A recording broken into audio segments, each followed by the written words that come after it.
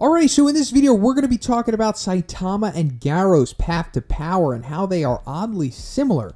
This video is also made possible by my great patron, Julio. Thank you so much for your patronage, my friend, and the video request. So, of course, we know Saitama's path to power consisted of his training, doing the push-ups, the sit-ups, the squats, and the running, but he took this to the next level when he did it literally every single day for 3 years. I mean, just after 300 days of this training, Saitama was in immense agony every single day. I mean, to the point of where he could barely move, barely even get the motivation to go forward and just live another damn day. I mean, it was agonizing pain. And the fact that he overcame this and continued to go forward was one of the key factors in him removing his limiter.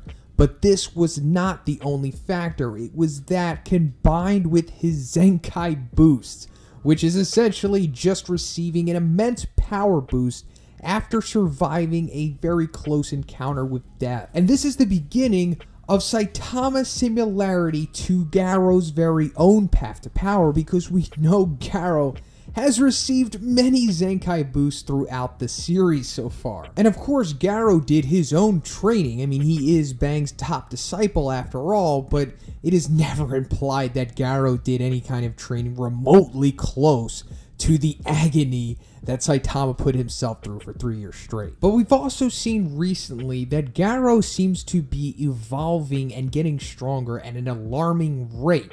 And this, of course, is due to the said Zenkai boost. And there's a reason why Garou is able to become stronger faster than Saitama, because when Dr. Genius is explaining the mechanics of the limiter to Zombie Man, he says that there are beings born with the potential to become strong and eventually obtain their power through talent or hard work. And we all know that Garou is a martial arts genius, and it's also implied that he's likely one of the greatest geniuses to ever live. I mean, he's only 18 and he's already incredibly powerful.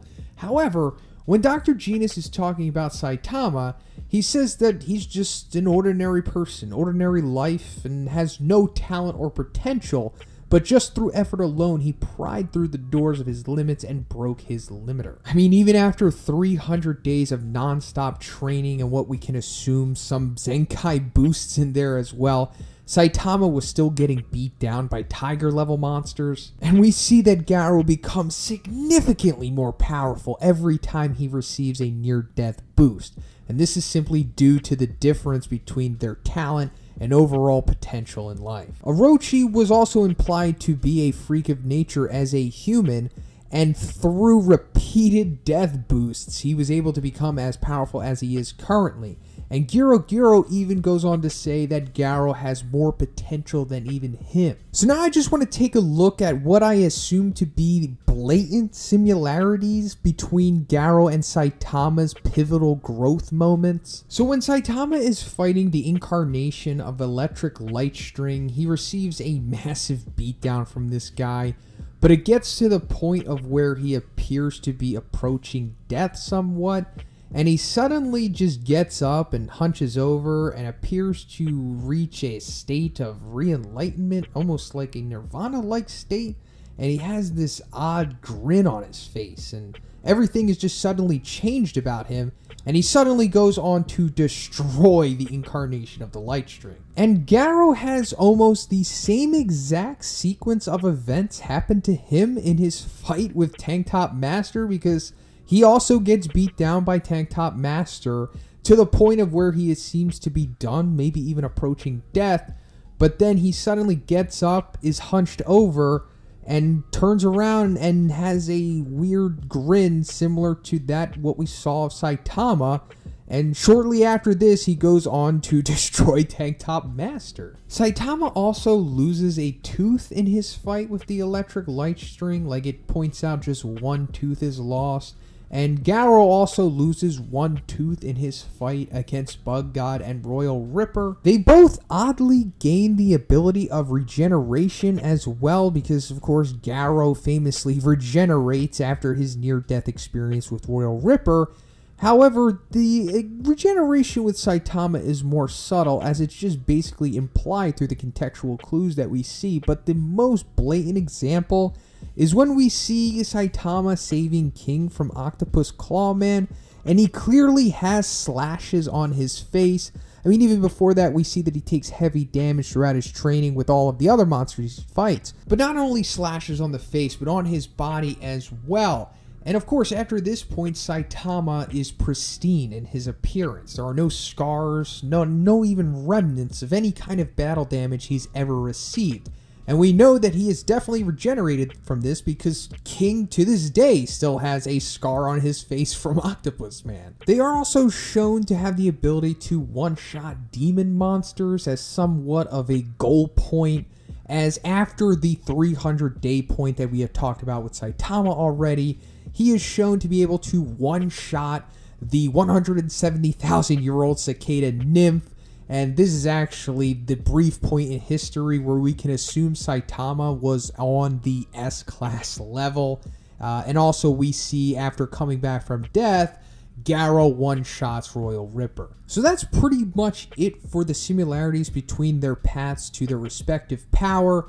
But I also like the dichotomy that we are seeing here, because we've already established that Garou is what happens when you have a super talented person train and become powerful. But we're also seeing Saitama, who is an ordinary person, but he just puts in so much more training and so much more of a grind simply because he wasn't blessed with the abilities of Garou, but was able to achieve a monumental level of power.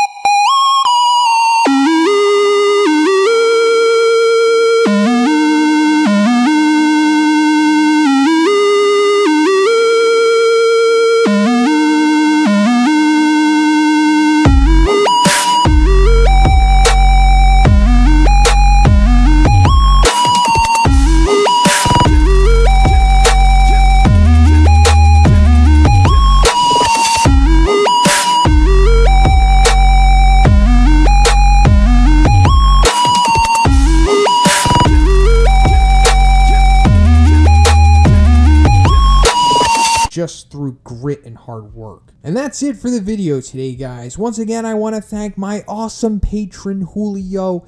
Thank you so much, my friend, and I just hope this video is something I could give back to you.